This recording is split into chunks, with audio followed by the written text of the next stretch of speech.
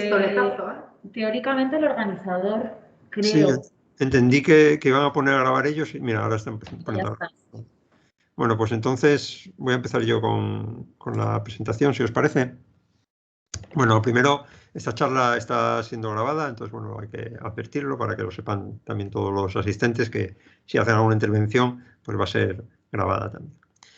Y bueno, vamos a empezar con esta masterclass. Bueno, en primer lugar, quiero agradecer al Foro de Empleo que me hayan invitado y a la CERA por su participación. También quiero agradecerles que hayan preparado esta presentación y agradecer también a todo el mundo que está asistiendo a esta charla, ¿no? Muchos de ellos son alumnos de mi asignatura, pero creo que no todos. Bueno, voy a empezar con una primera introducción yo a lo que es el ámbito legislativo español en la seguridad de la información y luego veréis el caso de ejemplo en la CERA.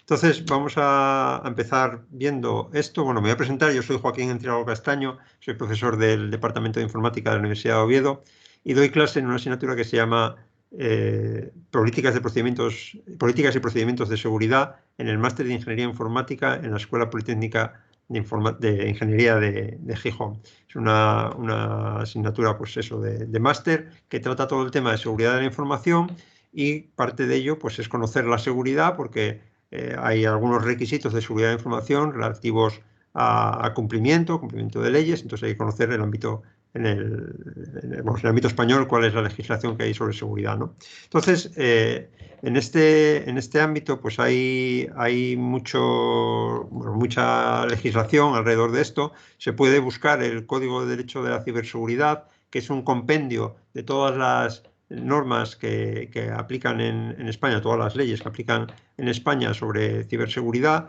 Como vemos aquí, pues es muchas páginas, ¿vale? Más de 1000 páginas. Y tengo aquí puesto el índice sistémico, bueno, para hacernos una idea de qué temas tratan, ¿no? Parte de la Constitución española tiene simplemente los artículos relativos a la seguridad de las personas y demás, porque, bueno, todas las leyes emanan al final de la Constitución española, pero luego pues tiene normativa de seguridad nacional y normativa de seguridad en general, normativa sobre infraestructuras críticas, porque, bueno, se ha visto que es muy importante algunos tipos de infraestructuras, por ejemplo, que sean las centrales nucleares o las centrales hidráulicas, que tienen que funcionar y la seguridad en ese tipo de instalaciones es especialmente importante, ¿no? Luego también hay de equipo de respuesta a incidentes de seguridad. Esto también es una muestra de lo que se ve en la actualidad o de la mentalidad que hay en la actualidad en la que se considera que las empresas van a tener incidentes de seguridad y que tienen que estar preparadas para cuando tengan esos incidentes de seguridad. Entonces hay legislación alrededor de eso, particularmente para la administración, pero bueno, también puede aplicarse a las empresas. Hay legislación sobre seguridad en las telecomunicaciones y los usuarios, sobre ciberdelincuencia, hay cosas incluso en el Código Penal, sobre protección de datos, que es quizá lo que más vamos a incidir aquí ahora, que es uno de los ámbitos que bueno, afectan a todo el mundo, y luego en las relaciones con la administración a través de la administración electrónica. Entonces, hay muchísimas leyes. Yo voy a hacer una pequeña introducción aquí a unas cuantas que no son siquiera todas, y luego nos vamos a centrar en 3 leyes de esto, básicamente, ¿no? Entonces, voy a hacer una introducción más o menos ordenada en el tiempo, porque creo que cuando se ve la evolución histórica se entiende mejor por qué están las cosas ahí, ¿no? Por qué funcionan. Yo entiendo que esta clase yo la tengo preparada habitualmente para eso, para el máster de Ingeniería Informática, y los alumnos de Ingeniería Informática no son gente que haya estudiado eso porque les gusta estudiar leyes, ¿no? No es como la gente de Derecho, entiendo que bueno, que es su ámbito, y a nosotros como que la legislación nos queda más lejos, ¿no? Los ingenieros de informática, yo soy ingeniero de informática. Pero creo que es importante conocerla y creo que es interesante y con los años te das cuenta de la importancia que tiene la legislación y cómo las leyes están ahí, pues bueno, para solucionar problemas y hay que conocerlas y conocer su ámbito de actuación, ¿no?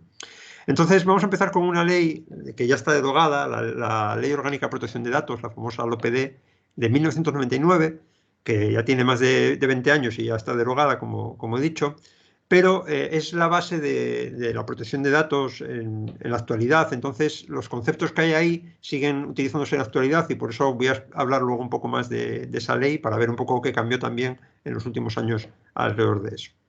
Luego, en el año 2002, se promulgó la Ley de Servicios de la Sociedad de la Información y el Comercio Electrónico, Recordamos que en España Internet se introdujo más o menos en 1995, 1996, con una cosa que se llamó Infovía. Empezó la gente a conectarse a Internet, pero de aquella casi las tiendas, no había casi tiendas. La mayor parte de los servidores que había en aquella época en Internet eran pues, de instituciones tipo universidades y demás. Pero luego se empezó a desarrollar el comercio electrónico y entonces se vio la necesidad de legislar en este ámbito, ¿no? Por ejemplo, esta ley exigió que las compañías que querían vender a través de Internet tenían que poner unos datos de contacto en su página, ¿no? Y había, bueno, pues legislación relativa a todo eso para hacer más segura el comercio electrónico al final. Ese mismo año, en el 2002, se promulgó la Privacy and Electronic Communications Directive, lo que se suele llamar la ePrivacy Directive, la Directiva de Privacidad Electrónica, que es una directiva de la Unión Europea, y esto pues, fue lo que dio lugar, por ejemplo, a todos esos avisos que había de las cookies, de si aceptas navegar por este sitio, y entonces vas a recibir cookies y te ponían por ahí un mensaje diciéndotelo, ¿no? Es una de las cosas que indicaba esta ley. Una cosa importante que hay que saber es que la Unión Europea promulga dos tipos de normas, unas son reglamentos, otras son leyes. Los reglamentos son de aplicación directa en todos los países. Las directivas tienen luego que desarrollarse en leyes en cada país, ¿no? Entonces, en este caso era una directiva. Bueno, en el 2007 aparece la Ley de Acceso Electrónico de los Ciudadanos a los Servicios Públicos. La idea es un poco, se dieron cuenta las administraciones que ellas también tienen que relacionarse electrónicamente con los ciudadanos, entonces dar seguridad a todo ese tema. Y apareció el reglamento de desarrollo de la LOPD. La LOPD, que es esta ley que decíamos aquí, pues es una ley general y muchos aspectos se concretaban en este reglamento. En 2010 apareció otra de las leyes más importantes, que es el Esquema Nacional de Seguridad, que son leyes para la seguridad de la administración, pero como vamos a ver, también eso puede afectar a las empresas. Y vamos a tratar un poco más de detalle esta ley más adelante. Ese mismo año también se promulgó la reforma del Código Penal. Esto hizo que las empresas pasasen a tener responsabilidad penal y fue un poco lo que disparó todo el tema de cumplimiento en las empresas, ¿no? Y creo que bueno, pues de estas cosas pues, surge también lo que van a hacer en la charla después de la cena, ¿no?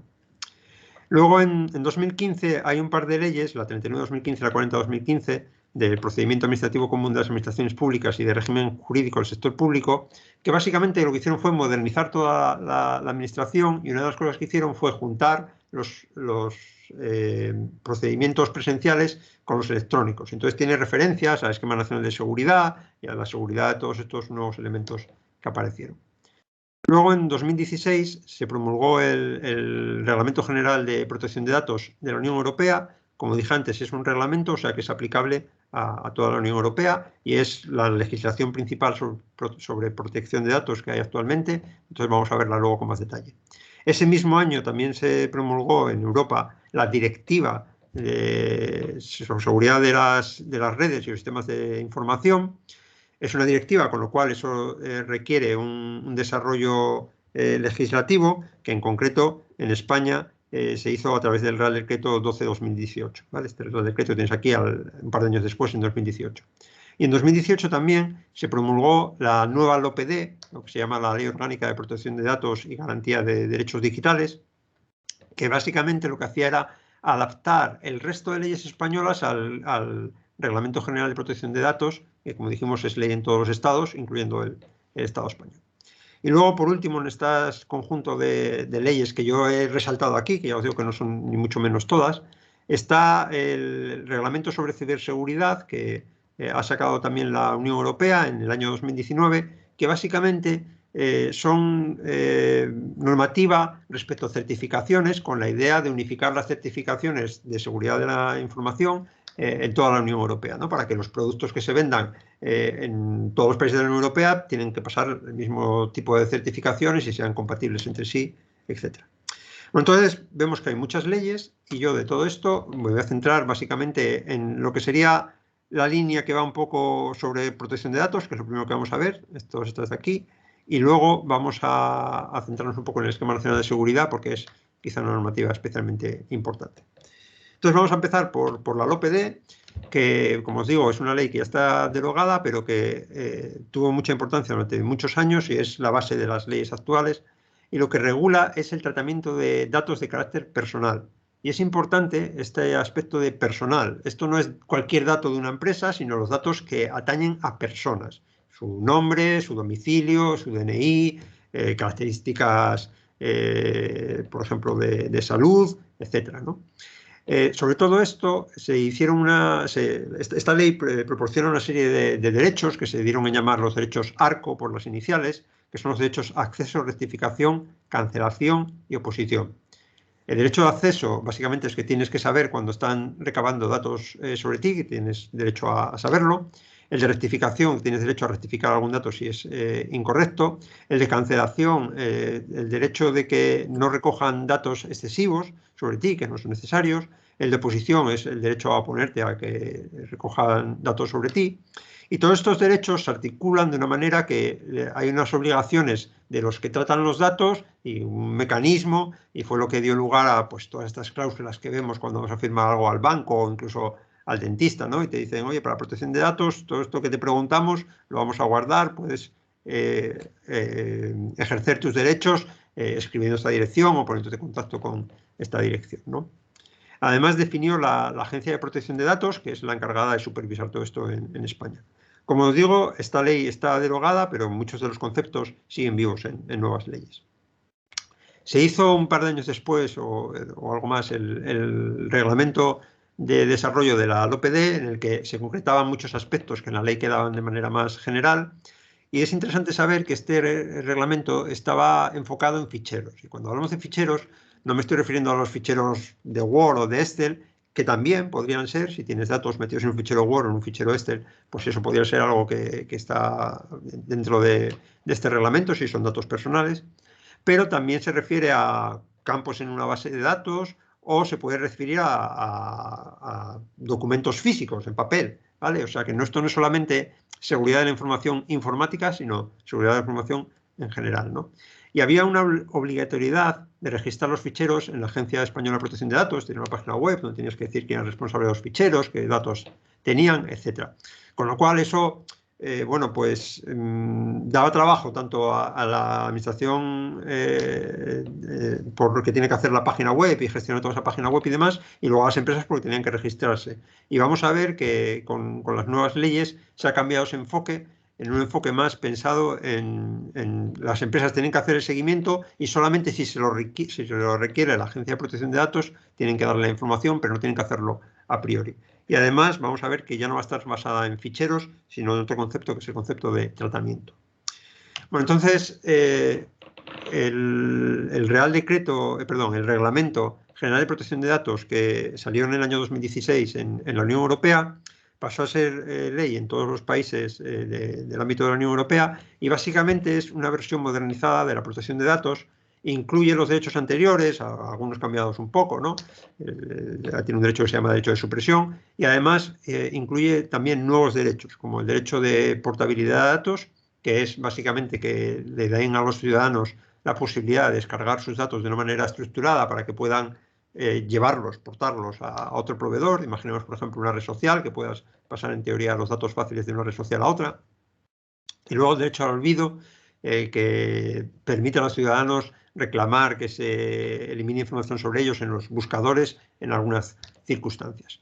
En general, este reglamento de la Unión Europea se hizo porque se quería armonizar todas esas leyes de privacidad que había en cada país para que las empresas, cuando tengan que trabajar en diversos países de la Unión Europea, no tengan que andar adaptándose a un montón de legislaciones distintas que a lo mejor tienen requisitos distintos, ¿no?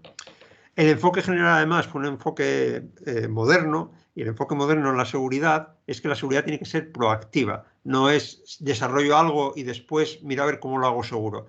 La protección tiene que estar desde el diseño y además por defecto. Entonces, esto es la forma moderna de ver la seguridad porque se ha reconocido que todo depende al final de la seguridad de los sistemas que manejen la información y son muy críticos, ¿no? Entonces, no vale con decir, primero hago una cosa y me preocupo de cómo hacerla sin ser seguro y luego pongo la seguridad, ¿no? Hay que pensar desde el principio en la seguridad porque a lo mejor la cosa que vas a hacer no se puede hacer de manera segura y no merece la pena hacerla, ¿no? El enfoque además está basado en riesgos. Yo en la asignatura en la que suelo explicar estos conceptos, trabajamos mucho con metodologías de análisis de riesgos y por aquí está pues metido todo esto, ¿no? El análisis de riesgos relativos a la protección de datos. Hay análisis de riesgos relativos a otros temas, puedes tener análisis de riesgos sanitarios o alimentarios, pero en este caso es análisis de riesgos de la protección de datos. Y como dije antes, esto es aplicable a toda la Unión Europea, aunque se promulgó en 2016, no entró en efecto hasta mayo de 2018. Imagino que todos recordaréis, sobre el 25 de mayo me parece que fue, que recibimos el mismo día un montón de mails de muchas empresas diciéndonos que tenían nuestros datos y demás, porque eran nuevos requisitos que había traído este reglamento, ¿no? Y aunque habían tenido 2 años para adaptarse, pues bueno, en ese momento se cumplió la fecha límite y alrededor de esa fecha, pues muchos se pusieron en contacto con nosotros para decirnos que tenían nuestros datos y que podíamos ejercer nuestros derechos, cómo podíamos hacerlo, etc. Bueno, los principios básicos que tiene el reglamento es, primero, licitud, lealtad y transparencia de cara al interesado que cede sus datos.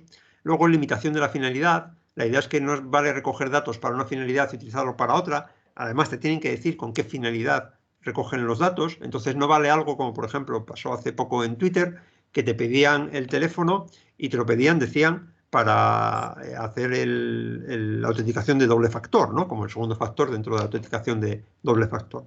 Pero luego, en algunas instancias, se utilizaron también esos teléfonos para hacer publicidad. Esa no era la finalidad para la que lo habían recogido, con lo cual eso estaría fuera de la legalidad en este reglamento, ¿no? Bueno, Twitter dijo que fue un error, que no sé qué, pero bueno, está claro que eso ya es algo que está legislado y que no se debería hacer.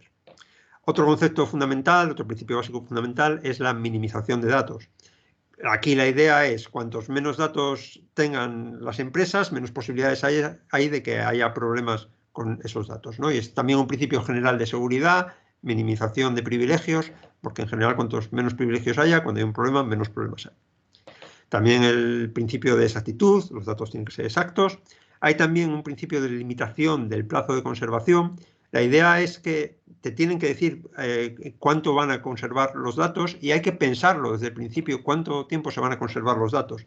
No quiere decir necesariamente que tengan que decir vamos a conservarlos 2 años o 5 años, puede ser una frase más ambigua, ¿no? O algo en plan durante el tiempo que se produzca el servicio o durante lo que nos requiera legalmente, porque bueno, puede haber requisitos legales que te obligan a incluso conservar los datos más allá de cuando estás proporcionando un servicio. Pero en cualquier caso hay que pensar en la conservación y en la limitación de esa conservación. Y luego, por último, por supuesto, la integridad y la confidencialidad de los datos. Tienen que estar seguros desde el punto de vista de que no los roben y que no nos puedan ver entidades externas o cambiar entidades externas. Bueno, vamos a ver un poco las entidades involucradas en todo esto de la protección de datos desde el esquema que tiene el Reglamento General de Protección de Datos. La idea básica es que todo se organiza a través de un tratamiento. Un tratamiento es una recogida de datos con los que se hace algo, pues es simplemente recogerlos, guardarlos, pero luego también se puede hacer a lo mejor modificaciones sobre esos datos, ¿no? Entonces todo se organiza alrededor de tratamientos que llevan asociados uno o varios ficheros. Por lo tanto, esto es un cambio con respecto a lo que había en el reglamento de la LOPD, que se organizaba todo en torno a ficheros. Aquí va todo organizado en torno a tratamientos.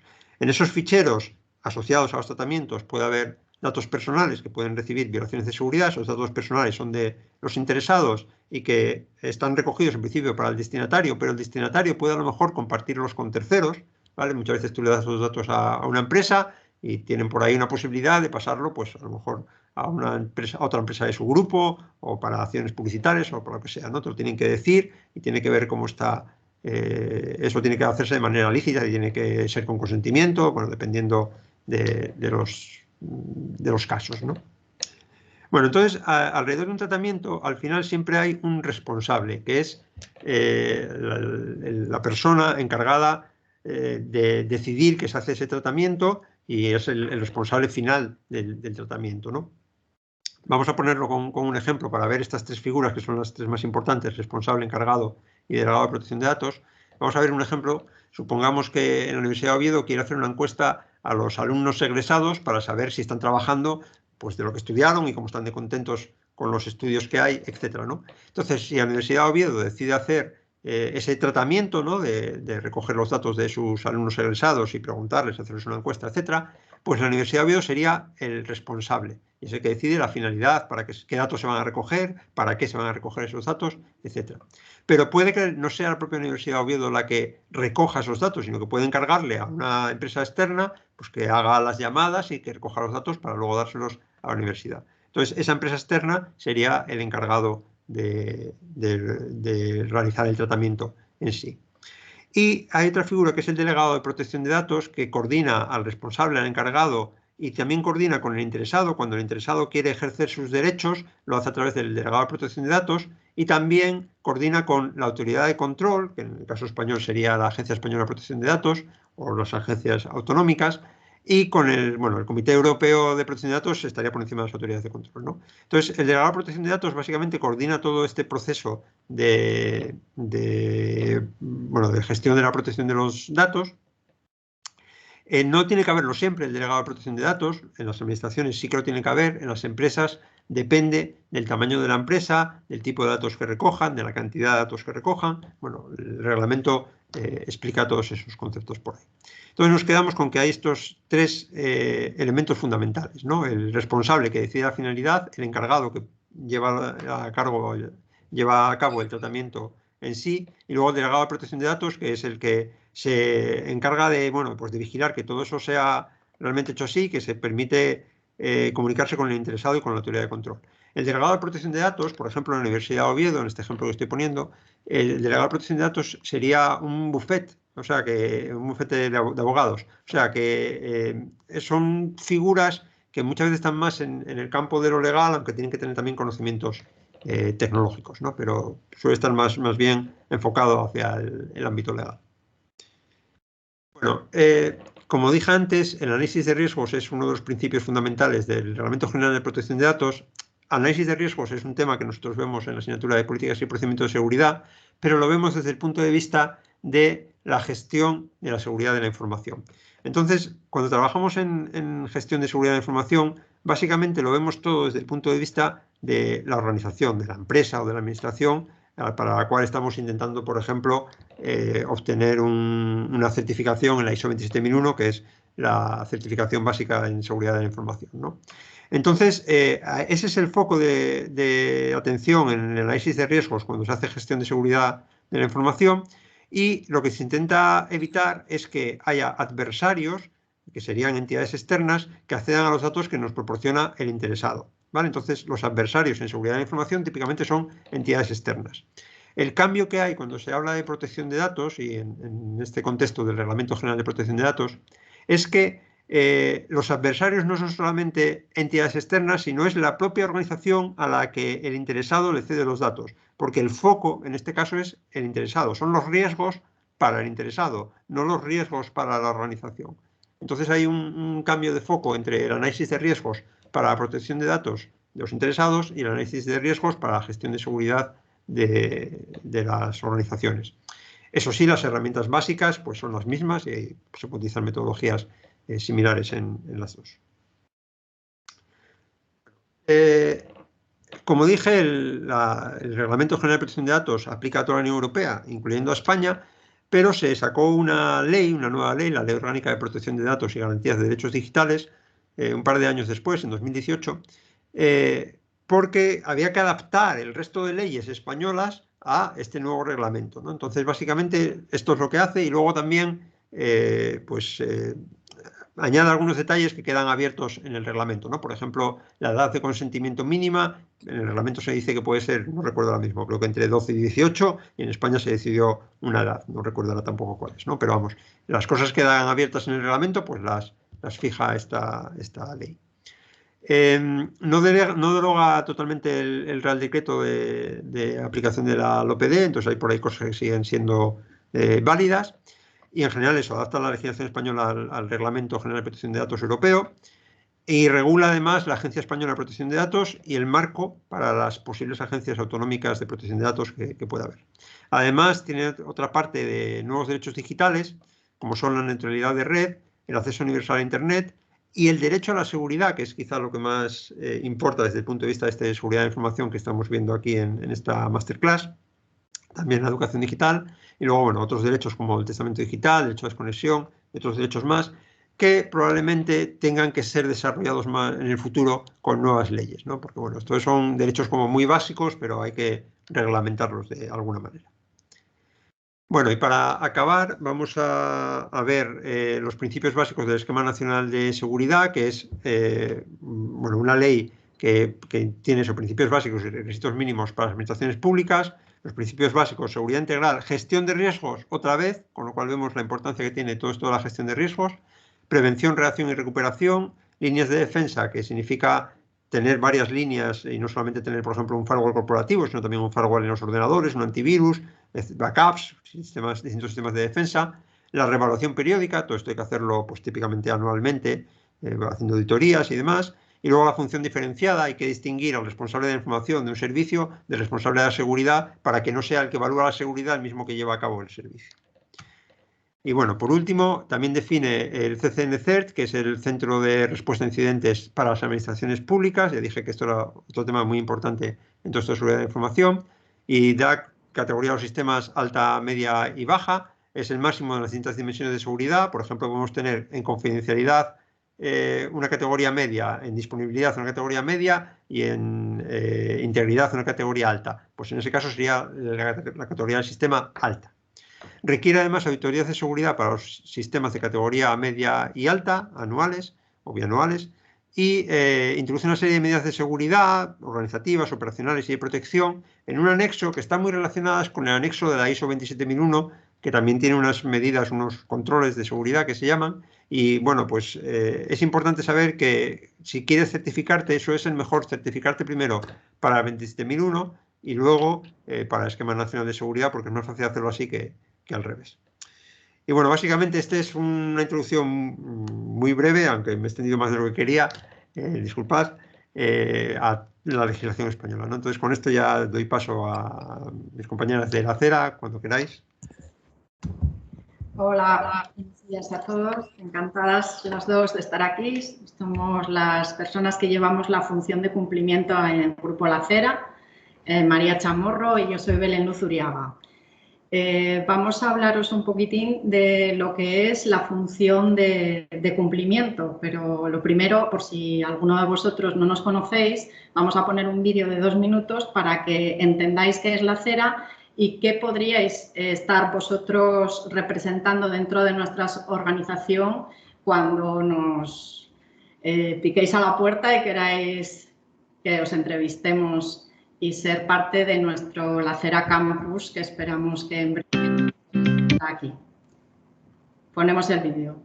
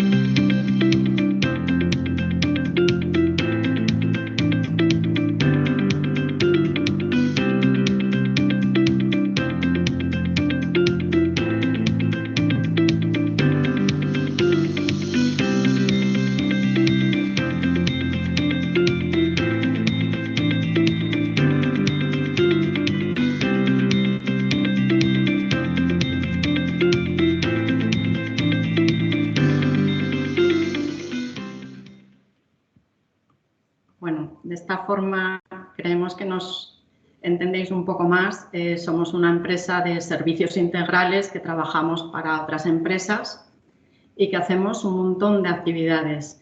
Y en nuestras oficinas, como veis, tenemos toda clase de áreas. Y a nosotros nos gusta mucho poner una anécdota o contar una anécdota en toda clase de participación que hacemos pública. Y es cuando Kennedy visita la NASA, una vez pasa por allí, le dejan en su coche, le abren la puerta, sale. Lo primero que ve es a un señor con un mono de trabajo y con una escoba.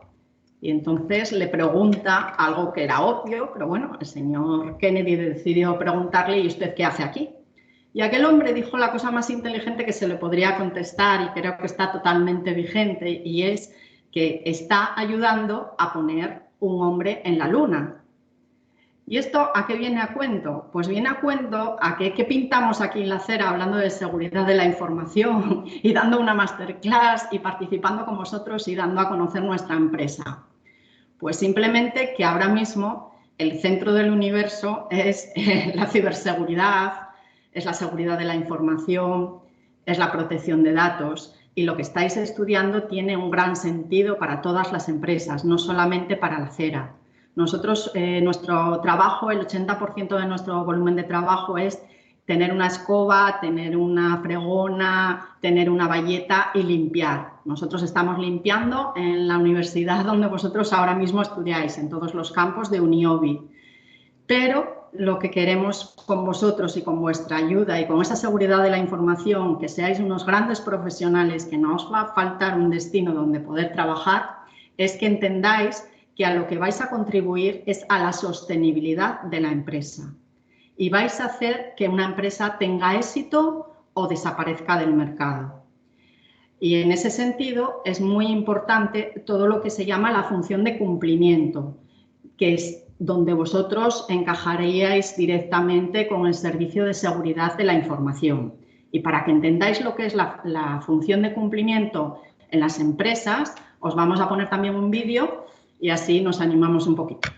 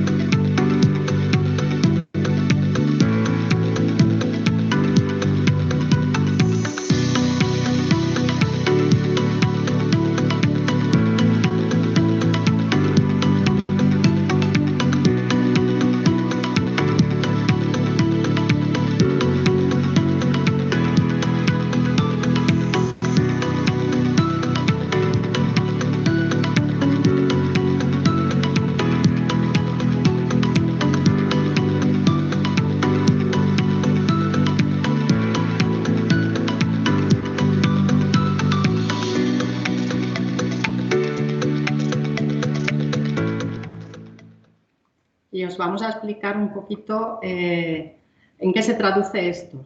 Los que seáis un poco futboleros, pues conoceréis el fichaje de Neymar y que está imputado Bartomeu, que era en aquel momento el presidente del Fútbol Club Barcelona, y que está imputado también el Fútbol Club Barcelona como entidad. Y es cuando en el año 2010 se decide cambiar el Código Penal en nuestro país y hacer responsable penalmente a las empresas por primera vez. Es en ese momento cuando las empresas pueden ir a juicio y tener una sanción penal. Evidentemente no es la pena de muerte, no es meterlas en la cárcel, pero sí a lo mejor una administración judicial, con lo cual supone de hecho la muerte de la empresa, que venga alguien externo a organizar esa empresa. Por lo tanto, es muy importante la prevención de cualquier tipo de delito. Y dentro de este ámbito, la seguridad de la información es fundamental. Hoy, los que hayáis podido leer el periódico, es noticia de hoy mismo la detección de una persona que trabajaba en el partido político Más Madrid por hackear la web de Más Madrid y pasar dinero a el partido Podemos. Bueno, parece un poco de chiste, la verdad. Tenemos ejemplos en todos los partidos políticos, pero es que ponemos este porque es de hoy. Vosotros, si estuvieseis trabajando en esa organización, tendríais que haber implementado medidas de seguridad de la información que evitasen que cualquier persona que trabaja en esa organización, en este caso un partido político, pudiera llegar a cometer ese delito. Y sería vuestra obligación vigilar y controlar que existe ese cumplimiento para que ese delito no se produzca. ¿Y por qué nos interesa a las organizaciones que esos delitos no se produzcan? Pues porque vamos a ser responsables penales de los delitos que cometan los empleados en funciones. Con lo cual, tenemos que preservar toda esa cantidad de posibilidades de delitos que se pueden cometer por parte de cualquier persona dentro de una organización. Y yendo al grano en vuestra materia, vamos a enseñaros una pincelada simplemente de lo que serían los riesgos asociados, en este caso, a los que son comunes a todas las áreas, porque dentro de lo que vosotros podríais estar trabajando en seguridad de la información, tenemos el descubrimiento y la revelación de secretos y el allanamiento informático, que es en este caso algo que ha hecho una persona que ahora trabajaba en Más Madrid, como es el ejemplo que os digo, pero es ejemplos que tenemos de andar por casa. Por ejemplo, imaginar que nosotros tenemos personas limpiando en despachos de alcaldes. Paradójicamente, os cuento, estamos limpiando en el Palacio de la Zarzuela y antes de que Puigdemont se fugara, pues estábamos limpiando también en Barcelona en su despacho. Con lo cual, imaginaros nuestras personas, nuestra gente, la gente que está trabajando en esos despachos, si puede tener acceso a un montón de información, a cartas, ya no entrar en ordenadores, sino a documentos físicos. Por lo tanto, tenemos que formar e informar y tener una campaña permanente de concienciación a nuestro personal para que nadie adquiera ningún conocimiento que no debe de tener. El deber de secreto pues está vigente incluso cuando se finaliza una relación laboral, así que tenemos que tener cuidado. Ya los que manejamos ordenadores, pues podemos tener pues incluso la posibilidad de estar cometiendo un delito de prostitución y vosotros me diréis de qué manera. Pues imaginar que tenéis un equipo de la empresa y a través de ese equipo de la empresa accedéis a archivos pues de pederastas y además los pasáis a otros amigos, a otros compañeros, esa serie de archivos. Eso es un delito, por lo cual estamos hablando del delito de prostitución, explotación sexual y corrupción de menores. Es decir, este tema es realmente enorme, tiene una amplitud importantísima. Cualquiera que se especialice en este campo, yo creo que tiene trabajo para toda una vida. Y las empresas necesitamos estos perfiles, necesitamos personas que realmente estéis formadas, que trabajéis, que tengáis un conocimiento y que nos vengáis a ayudar, como he dicho antes, a nuestra sostenibilidad, a permanecer en el tiempo, que es lo que todas las empresas queremos. Y ahora mi compañera María va a bajar un poquito más el nivel del ejemplo de la cera para que veáis cómo se traduce todo esto que estáis estudiando en nuestra empresa. Bueno, muchas gracias, Belén. Muchas gracias. Como bien dice Belén, efectivamente vamos a verlo un poco más llevado a la práctica, a lo que sería más la realidad del día a día de las empresas y ya que es la mejor manera de ver la importancia de estas cuestiones, ¿no? Es cómo se configura en la práctica. Y es que en la práctica nosotros como empresas tenemos que ser capaces de trasladar esta inmensa cantidad de normativa y de legislación variadísima a nuestro día a día y definir en qué tenemos que actuar pues, para prevenir los riesgos de los que hablaba Belén o para delimitar las líneas de nuestro trabajo, ¿vale? Y para eso tenemos que servirnos de dicha normativa y trasladarla a nuestra normativa interna. Por ejemplo, un ejemplo muy claro de todo esto y al hilo de toda la información que Joaquín, que nos has brindado sobre el Reglamento General de Protección de Datos, la legislación nacional y supranacional en esta materia, es el ejemplo absolutamente práctico de ¿en qué me importa a mí esto? Vale, muy bien, esto está genial, pero yo cuando voy a trabajar en una empresa, ¿qué tengo que tener en cuenta? Pues mi trabajo, en este caso desde el área de cumplimiento, es definir en qué medida tienes que fijarte para evitar cometer determinados delitos y evitar que se puedan cometer determinados riesgos que comprometan la seguridad de la información y, sobre todo, la sostenibilidad de la empresa. Por ello, en la acera contamos con muchísima información y normativa, está claro, pero un ejemplo que nos viene muy bien al caso es nuestro protocolo telemático de desconexión digital. Nos viene al caso, efectivamente, pues por la temática que estamos tratando en esta masterclass, ¿verdad? Y es que en este protocolo lo que tratamos son cuestiones muy variadas, pinceladas básicas, quizás algunas muy básicas, pero absolutamente fundamentales, desde normas generales a los riesgos que derivan del incumplimiento de nuestra propia normativa que deriva de la normativa de la legislación nacional, evidentemente, desde protección de datos, a seguridad de la información, a propiedad intelectual, laboral, penal. Ya lo habéis visto en el ejemplo de Belén con el tema de los riesgos. La casuística es absolutamente inmensa y los ejemplos son infinitos, pero hay que intentar bajarlo un poco a la práctica. Y en este protocolo lo que tratamos es no solo de eso, sino también de definir pues, cuestiones básicas de seguridad de la información, contraseñas, incidentes de seguridad, tema de wifi, correo electrónico. Bueno, iremos viendo un poco punto a punto en líneas generales. En este apartado de normas generales, lo que vemos son pues, nociones realmente que son básicas, porque son básicas, pero es muy importante tenerlas en cuenta, desde la implicación del deber de secreto y confidencialidad, a los usos permitidos y prohibidos de los equipos informáticos, que es algo pues, fundamental en la relación laboral, las copias de seguridad, cómo se llevan a cabo en la empresa, cómo debemos trabajar para garantizar la custodia segura de toda la documentación que manejamos, que es infinita. Todas estas cuestiones, aunque sean nociones muy básicas, es importante tenerlas en cuenta porque sientan las bases de todo lo que puede salir mal, por así decirlo. Y por eso es muy importante tenerlas en cuenta. Este protocolo telemático no solamente es una normativa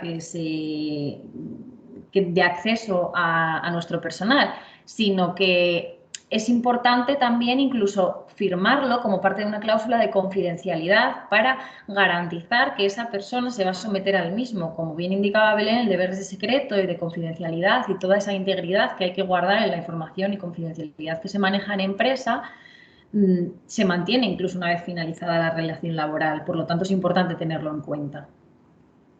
Si avanzamos un poco en este protocolo, pues aquí vemos unas pinceladas respecto al tema de los riesgos que ya hemos visto antes. Esto es importante tenerlo en cuenta porque nosotras, bueno, desde cumplimiento normativo siempre ponemos el foco en los riesgos, es fundamental.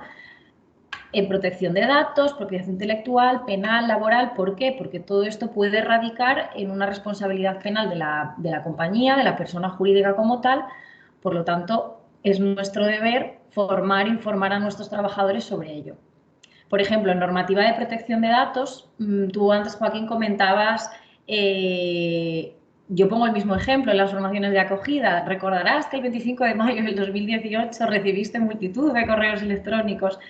Pongo exactamente el mismo ejemplo porque es una materia quizás un poco palpable, en determinados aspectos difícil de ver en el día a día en qué te influye, y es que te influye en todo, absolutamente en todo. Bájate esta aplicación que es gratis. No es gratis, tus datos no son gratis, tus datos es el mayor activo que existe. Entonces yo pongo exactamente el mismo ejemplo y me hizo gracia porque era exactamente el mismo. La formación, además, en protección de datos, en todo lo que es personal de estructura, digamos, Siempre, bueno, la formación de acogida es obligatoria para todo el mundo. Evidentemente, el personal de estructura y de oficina recibe una formación de acogida en esta materia mucho más intensa, sobre todo si en el departamento o área en el que va a desarrollar su trabajo maneja información sensible, pues personal, operaciones.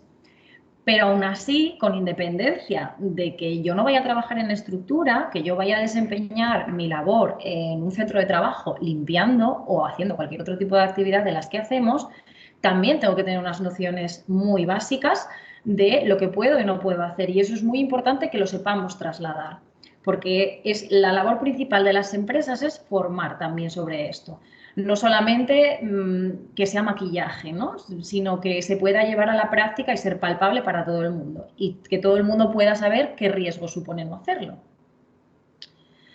Bueno, también en este protocolo tenemos cuestiones básicas sobre uso de contraseñas, la obligación de notificar incidentes de seguridad, que bueno, esto es absolutamente fundamental. Aquí no voy a contar nada que nadie sepa, pero hay que establecer pues, recordatorios constantes sobre estos, porque sobre todo en lo que se refiere a incidentes de seguridad, y más adelante en el protocolo creo que lo mencionamos específicamente, de correos electrónicos sospechosos y demás, es algo que sucede constantemente, sobre todo en áreas sensibles de la compañía, como puede ser el departamento financiero, que te llegan pues muchísimos correos que si no tienes unas mínimas nociones o sospechas un poquito, puedes caer. Facturas falsas y demás. Y ha pasado 1, 2, 3 y muchas veces. Entonces, bueno, es muy importante tenerlo en cuenta. Wi-Fi y redes externas, lo mismo. La importancia de trabajar en la red de la acera, del uso que le des a las Wi-Fi en caso de que sean públicas, a qué cosas accedas. Bueno, son cuestiones absolutamente fundamentales. Bueno, aquí tenemos toda una batería de correos electrónicos, documentos adjuntos, cómo identificar un correo adjunto malicioso. Esto casi todo, la fuente principal es el INCIBE, el Instituto Nacional de Ciberseguridad, que tiene un gran repositorio de contenidos en este sentido y es muy útil para ello. También en el protocolo telemático quisimos incluir cuestiones relacionadas con la polución digital, que bueno, es un concepto de contaminación un poco novedoso, pero bueno, existe. Aunque nosotros en esta página lo estamos orientando más a polución digital dirigido a infoxicación, que se llama, ¿no? A ser un poco más humanos, a no hacerlo todo a través del correo, a levantar un poco el teléfono y llamarnos más en contextos de pandemia, teletrabajo y demás. Es un poco el carácter que le quisimos dar y evitar esa constante carga de correo electrónico, que bueno, se abusa mucho en empresa del correo electrónico. Y la política de desconexión digital, que como indicabas anteriormente, bueno, nace a raíz de una obligación legal del artículo 88 de la Ley Orgánica de Protección de Datos Nueva y Garantía de los Derechos Digitales, aunque bueno, en este tema aún seguramente como en otras cuestiones que indicaste también, testamento digital, queda mucho desarrollo, pero bueno, la manera de hacerlo palpable es estableciendo pues unas normas, aunque sean básicas y evidentes, porque esto al final es prácticamente costumbre, pero es importante también recogerlo y tenerlo en cuenta. Como cierre de este protocolo telemático tenemos nuestro canal de cumplimiento, que es una manera de hacer virtual todos esos riesgos que nos comentaba antes Belén. El canal de cumplimiento pues es nuestra vía, es el canal de denuncias que nos permite pues, comunicar de manera confidencial, incluso anónima, pues, todas las actividades y conductas que puedan suponer un incumplimiento tanto de nuestra propia normativa como de cualquier otra o semejante. Entonces, bueno, y además es un ejemplo muy bueno de la importancia del trabajo que tiene las personas que son técnicas en derecho, como soy yo, con una persona que, pues, evidentemente tiene conocimientos de ingeniería y de ciberseguridad y de seguridad de la información mucho más bajados a la práctica. Es fundamental que trabajemos en simbiosis absoluta. Y además es muy, por mi experiencia, es muy provechoso y se disfruta, porque realmente es cuando se ponen las cosas de verdad en práctica. Sacan una ley como es la del canal de cumplimiento, que bueno, todavía no está traspuesta, porque es una directiva de la Unión Europea, no está traspuesta como ley en nuestro ordenamiento, pero lo estará dentro de poco, se supone. Y claro, con esa ley tú dices, ¿y ahora esto cómo lo llevo a la práctica? Necesito la persona que tenga el conocimiento informático capaz y necesito la persona que me sepa trasladar jurídicamente estos conceptos. Entonces, bueno, eso es lo que sobre todo quiero resaltar, la importancia de contar con profesionales que nos ayuden a tener esos sistemas robustos que necesitamos y nosotros y cualquier compañía con independencia de su tamaño, su sector y todo lo demás. Y esto, por mi parte, no sé si tú quieres añadir algo del protocolo. Todo dicho. Abrimos las preguntas si alguien tiene alguna duda. Si alguien tiene una duda, puede abrir el micrófono directamente.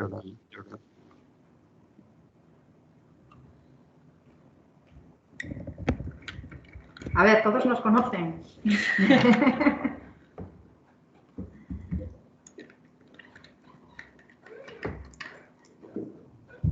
Bueno, no hay dudas. María, ¿puedes hablar un poco más? Bueno, -10. Nos hemos ajustado perfectamente al tiempo. Estamos ajustados, yo creo. Lo cual me sorprende, ¿eh? Sí, sí.